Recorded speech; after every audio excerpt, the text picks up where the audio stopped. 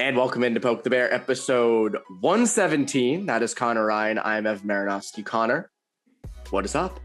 Evan, doing well. Boots on the ground, back in Massachusetts. Happy to be here.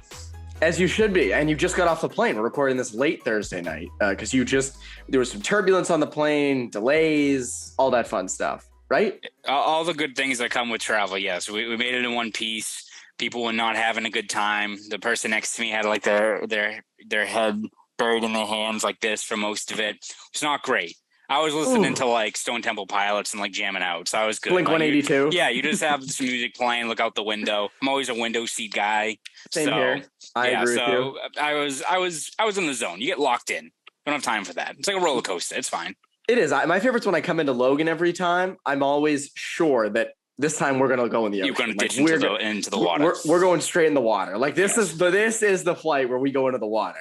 But fortunately, that's never happened yet to me. So hopefully, thank goodness. Hopefully, keep that going. Yeah. I hope it doesn't happen. Going. I hope I don't. My swimming skills are not outstanding. So I think you probably have bigger problems if you smash into the harbor. Yeah. But anyway, I digress. You got to resort to survival instincts. Anyways, lots of Bruins things to talk about. Big 1-0 win, 5-2 W on Wednesday night. And see, look at this. The Bruins are good. Isn't that wild? People are starting to realize, look, we weren't lying to you folks. Now, it is one game. So I guess, they are on pace to be 82-0. They are on pace to be 82-0. If there's ever a time, Evan, to roll with the bold predictions or make sweeping generalizations about a team, now is the time. Game one. Game in, let's do it. Game one. Remember a few years ago when they lost 7-0 in Washington and we were like, oh my God, this team, what are they going to do? And then they went on to disappoint in the Stanley Cup. But they got there. I still think there was a lot to take away from the one game. I know it was just one game, but boy, did that offense look good. And I think the two that stood out the most to everybody, Krejci and Pastrnak, back in the saddle. Now, again, they didn't even play much together when Krejci was here throughout, his entire Bruins tenure. But now he's back and they're together. And oh my God. Like offensively, wow. Yeah, I think it's one thing where Bruins fans I think people who were maybe on the fence about how much Krejci, had left in the tank or how they would kind of spark that chemistry. Because as you said, they didn't have an extended, stretch of playing together. Of course, you got two very talented players. They did produce during their random stretches where, let's say, Bergeron was out, but still not like a established, 4 or 5 month stretch of playing together before. They have that one game, I think, at Madison Square Garden when they both go off. And I think some Bruins fans are like, oh, this could be pretty good. And I think you saw that further validated in this game. Whether it's David Krejci, who, as we said, he's a guy that even at his age, he can be 85% of what he used to be. And he's got so much talent now on his line with Pastrnak. And, Zacha did well, but we'll see what happens when Marchand comes back and it's Taylor Hall in that spot or what have you. Regardless of who it is, he's going to have a lot more firepower on his line. And David Pastrnak, just dynamite. Beyond just the 4 points, every single time he was out there, it seemed like there was a grade A chance or a situation like that generated, even on that the 2-on-1 that led to that goal for the Capitals. The shot that was blocked by Pastrnak, Jim Montgomery even said after the game, we'll talk more about the defense later on, but Montgomery said that's a grade A chance that they take 10 times out of 10, especially when it's a guy like Pastrnak who's attempting that shot. So I think when you just look at the situation the Bruins are facing early on in the year, people are talking about weathering the storm early on, treading water when it comes to surviving without Brad Marchand and Charlie McAvoy. And again, you can't replicate or get that kind of impact from other guys further down in the depth chart. You just can't. But if the Bruins can early on, especially rely on their big guns to convert on the power play, get those goals, keep them afloat. It's kind of has been their MO for years now in terms of relying on their big guns to win those 3-2 games, those 4-3 games, especially early on in the year. Bruins fans should at least have some hope that they have the firepower on that second line, or if you want to call it the first line, whatever it is, they have firepower on that in their top 6 unit, especially early on with Pastrnak and Krejci playing at this level. And they have the depth. Right? Like the third line, didn't produce a ton, but, Greer was noticeable. Fourth line did their job. You wrote about Lauko and kind of getting that first line matchup with the Caps. And you got what you needed out of the offense, which is, again, stacked. You have a lot of options offensively. And we talked about this all off season. You know what my favorite takeaway of Wednesday night's game was? And Krejci and Pastrnak were part of it. But the Bruins were outshot 35-30, right? Capitals had long stretches in the Bruins end, which we'll get to in a bit, right? But the Bruins put up 5 goals. Granted, one of them was empty netter on 30 shots.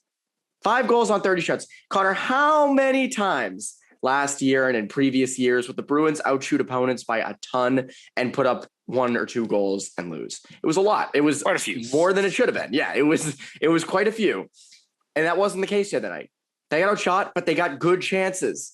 That was the thing. They got good chances. And, you see, even Pasternak's breakaway that Krejci scored on, Krejci following the play, stopping right in front of the net. I know that's like hockey 101, but, it's the first game of the year. Moment. Yeah. Guys are going to fly by that. You're like, even look at, just trying to get to that space. Pastrnak I know that goal was soft on Kemper, but, fighting to get to the inside, like stuff like that. Maybe in past years, it's just a shot from the corner or, throwing it back to the point or something like that. So to me, that was my takeaway where I said, all right, there's something encouraging here. The fact that, I know Montgomery said before the game, it's going to take a few weeks for guys to get the X's and O's down, which is, clear. Mm-hmm. But offensively, the fact that there's that drive to get to those dirty areas and to not shoot every single puck and to, generate good scoring chances. I like that the other night. Yeah, it's all about, quality over quantity. And that's something that I think last year you look at the Bruins, and as you said, there were plenty of times where they would outshoot a team by 10 shots or what have you, 10 plus, and they would still have, 1 or 2 goals to show for it, especially at even strength. I think last year the Bruins were second in the league in shots per game, but they were 15th in 5-on-5 goals. I think if you look at a team like the Blues, who Montgomery helped coach last year, I want to say their shot volume was kind of in the 20s, I want to say. It was but they were low. It was, averaging, let's say 24, 25, 26 shots per game, but they were third or fourth in 5-on-5 goals. It's all about, as you said, quality over quantity in that spot. And again, it's one game, it's a work in progress. We'll see how they kind of weigh that risk reward factor in terms of, sacrificing defense to get those quality chances. But I think you just saw ever so slightly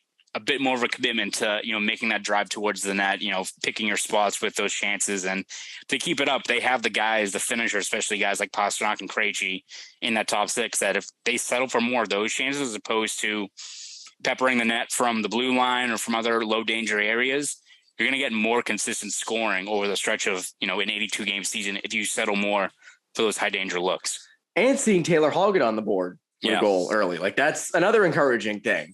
But when it comes to takeaways, I know I mentioned, the shots being my main takeaway, but one of many people's main takeaways, David Pastrnak is going to get paid quite a lot of money. 4 points in game 1, goal, 3 assists. Looks freaking good, man. Like, and we said this before the season, like seems to be like he's reset, good summer of training. Like, he looks good. Just like just looks freaking good. And I just the eye test. I know the eye test everybody hates, but just looks outstanding. And the production was there. And guess what? They play Arizona on Saturday, which I would imagine would be a few more points. And suddenly you're going to go in, 7 points in 2 games. Now, again, I don't know if, let's say they sign a deal next week. I don't know if 3 games, move the AAV up that much. But man, like, and do you think these games are going to move his AAV up that much? Or do you think it's, maybe. It certainly helps. No, it doesn't hurt. It doesn't hurt. If he opens the year with 7 points in his first 2 games, something like that, of course it is. In terms of, I think we've gone past the point now, Evan, right, where the days of him signing a similar contract to, let's say, McAvoy ain't going to happen. But what's changing it now from going from, all right, 10 and a half to, listen, look, JB Barry looks at this now and it's like, this guy's on pace for 120 points. Like, give him Panarin, if not more. Points. You just look at it, and this is exactly what we said in terms of the risk the Bruins were accepting, or the fire they're playing with in terms of not signing him before the season starts, is that this narrative is going to continue. Every single passing day where they don't have him locked up long term, every single hat trick, every single 4-point game, every situation like this, every time another star player signs a long-term contract and gets paid probably above what people are thinking, what's going to be the main kind of consensus on Twitter? What's going to be the main thing people are talking about after the game? Back up the brink truck. Yeah, it's just a part of it now, and it's something that's going to continue to linger and be a bigger part of the conversation for the team this season. The longer he goes unsigned, it's something that's it's justified, right? This is a guy that they need to sign and lock up long term, not only for this year, so they can avoid any situation where we get to the winter or going around the trade deadline where they have to weigh what to do with them. Obviously, that will hinder their chances of going on a run this year if they have to hit that point. Ooh, but that wouldn't help. mean, yes, but beyond that, just the years ahead of trying to build him in to the bedrock of kind of this new wave of talent in the post-Bergeron era. It's not going away. It's not a situation where I don't think Pastrnak is going to be slowing down. Is he going to be scoring 4 points a night? Probably not, but I think we're feeling pretty good, Evan, about our bold predictions of a 50-goal season for him. He's going to light it up. And the longer the Bruins don't, get pen to paper with him, the more just these calls for a contract or him hitting 11 and a half, 12 million per year, it's just going to get louder and louder. And boy, do they need him. That's the other thing. Like, they don't really have a choice. Like, you need him. Again, like, how many years were they without a star goal scorer? I mean, in 2011, they didn't have a star goal scorer, win the cup. They've always needed a star goal scorer. Now you finally have it. Like, this is when you lock them up. And by the way, I don't think that they're hesitating on it. I don't know what's taking both sides so long. If you both want to be here, figure it out. I think if you're the Bruins, as you said, like, do it now. Like, stay up all night doing it. Like, just do it. I mean, like, really, like, you have to at this point, just given what that price is going to be. And I think we both said what, like 11? Was that our initial prediction? 8.88, yeah. Yeah, 8.88. Feels like that's what it's going to be. Could be higher now. I mean, that's the thing. Like, 7 points in 2 games, you're looking at 11.25, and price of the brick going up, Evan. Yes, very much. So there's one clear area on this team that I think could be a little bit of an issue. Not an issue, but we're not as high on it as the goaltending and the offense, but it's the defense. And we figured you're missing McAvoy, your number one, your Norris candidate defenseman, and you're missing Grzelcyk, who is a important part of that back end and has been for quite a while. And, you watched it on Wednesday, and it was pretty clear that they could use those guys. Those guys might come in handy. But another thing you're seeing is, aside from missing your defenseman, you also are a little looser up front. You're not as, and you saw it again on the second Washington goal where, and you mentioned this earlier, Pastrnak cuts across the middle, fires a shot, gets blocked, they go the other way, they score. And Mike Riley was sneaking in to create an odd man situation down around the net. Now, we like to make jokes about Riley and, his offensive zone prowess, but it was clear Jim Montgomery wasn't fazed by it. He even said, we'll take that anytime. Like, that's hockey, all that. And that is kind of the new game. Like, and I think that's one thing where you're seeing a lot of, older school hockey, not older school hockey people, but people who are kind of from the Bruins, mindset of the past 20 years of, like, defense comes first. I don't think the Bruins are going to go fully away from that. Yeah. But it feels like they are going to be a little more run and gun, where Montgomery is going to 100% value, getting a scoring chance over potentially, preventing an odd man rush. Feels like that's going to be the case from now on. Yeah, I think it's all about just kind of reading the play and finding those opportunities to be aggressive. It's not something where you said they're going to be running gun. They're going to be the Avalanche. They're going to look like a 70s era Soviet team or anything like that, right? Like, I don't think that's going to be the case. And hanging a guy at the red line, Yeah, it's not something where, Montgomery has spoken about this before, that their zone defense, kind of that layered, complicated defense that they first started under Claude Julien, they carried over under Bruce Cassidy. Like, that's not going away per se. That's still kind of the bedrock of their defensive identity. It's now, if you can keep that and execute it at a high level for 85-90% of the game, that's still going to keep you in a lot of contests, right? Like you're still going to have a really layered defense in front of your goaltender. But if now that other 5 to 10%, if you're willing to take that risk, if it leads to a high danger chance or a goal, it's worth it. You run the risk of a shot getting blocked like Pastrnak, which was, again, a grade A chance, and a 2-on-1 developing down the other end of the ice. Montgomery said that's hockey. Like they will take those opportunities. It's not, a 60-40 split in terms of going from zone to just this all-out rush up the ice or anything like that. It's all about, I think, just taking the reins off of their talented, puck-moving blue liners. Even guys like Carlo, what have you, who aren't, you're not going to trust them to, put up 20 goals or something from the blue line. But I think you saw a little bit more of having freedom to be aggressive down both ends of the ice. I think even though Carlo probably didn't have the strongest game, I think you saw him be a lot more maybe just assertive in the D zone. I think Forbert was really aggressive. I thought he had a really good game, Forbert. Terrific. Was it 9 blocks? 6 blocks, 5 hits, and I think the most ice time, he had 24 minutes. So that's a game where, for I think the detractors of Forbert, that's a game we look at why a guy with that skill set has value night in, night out further down your lineup.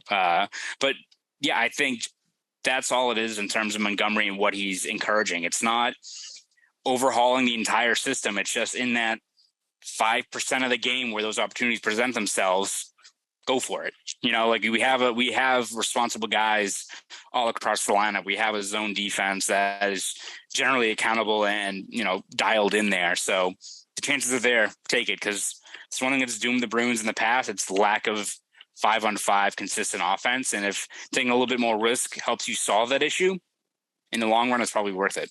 And again, on that goal, like you'd love to, obviously you want Pastrnak to get that shot through. You'd love to see Riley not get caught up. But again, if that shot did get through, that's a grade A chance. And you have a lot of guys around the net. So like, again, and you're going to see this year, there are going to be plays where the same play probably happens. The shot gets through and they score a goal. And people go, oh, that's terrific. And it's like, well, there's a thing. And right. Like, and again, I think it's going to take getting used to for all of us. I think fans, media, the team, like, I think it's weird. We've never seen it here in Boston. Like we people have not been accustomed to that. And I think, it's a change. It's a change for people. And granted, sometimes it is Mike Riley's fault. Like, you got to be a little responsible there, but at the same time, it seems like what they're doing on defense is becoming a little bit clearer. They just have to be a little bit better in their own zone. And speaking of someone who was very good in their own zone, Linus Ullmark. Linus Ullmark was terrific on Wednesday night. Really needed that kind of first start of the season. Gets it, 35 shots, 33 saves, like, bailed them out a few times, maybe a few too many times. I know that some people say that second goal was kind of soft. That's an odd man rush. Like, like that's going to happen. Big picture, all encompassing stat, strong terrific game. and I think that's something that, you're going to want. And the best part about that is hopefully that motivates Swayman. Yeah.